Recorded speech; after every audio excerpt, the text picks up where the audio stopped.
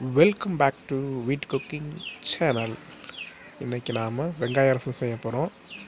அதுக்கு தேவையான பொருள் சின்ன வெங்காயம் ஒரு 15-20 எடுத்துக்கோங்க, கருவேப்பிலை, கொத்தமல்லி, பெருங்காயம், அப்புறம் வெந்தயம், சீரகம், புளி தண்ணி, ஒரு எலுமிச்சை சைஸு புளியை ஊற வச்சுக்கோங்க. அப்புறம் மிளகா. இப்போ சட்டியை வச்சுக்கிட்டு எண்ணெய் தேவையான அளவு ஒரு 2-3 டேபிள் ஸ்பூன் அளவு எண்ணெய் ஊற்றிக்கோங்க. அதுக்கப்புறம் எண்ணெய் காஞ்சோனி கொஞ்சம் கடுகு, அப்புறம் கொஞ்சம் சீரகம் போட்டுக்கோங்க. அப்புறம் வெந்தயம் போட்டு பெருங்காயத்தூள் ஒரு 2-3 சிட்டிக்கு 4 சிட்டிக்கு போட்டுக்கோங்க.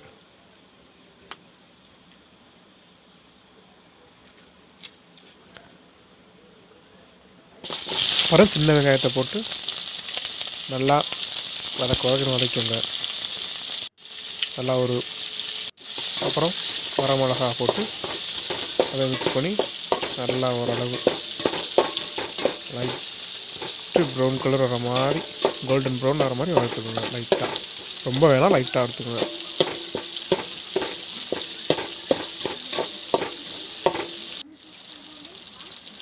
அதில் கருவேப்பிலை கொஞ்சம் போட்டுக்கோங்க. போட்டு அதையும் நல்லா மிக்ஸ் பண்ணி விடுங்க.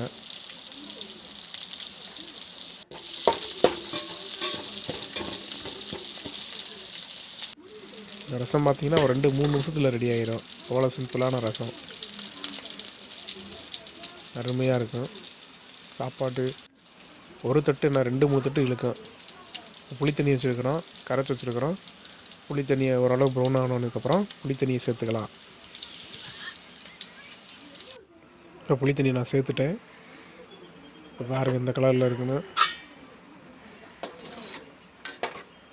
லைட்டாக கிண்டி விட்டு உப்பு வேணால் போட்டுக்கோங்க, தேவையான அளவு. உங்களுக்கு உப்பு தேவைக்கேற்ப போட்டுக்கோங்க. இந்த மற்ற ரசம் மாதிரி இல்லை, இந்த ரசத்தை கொதிக்க விடணும்.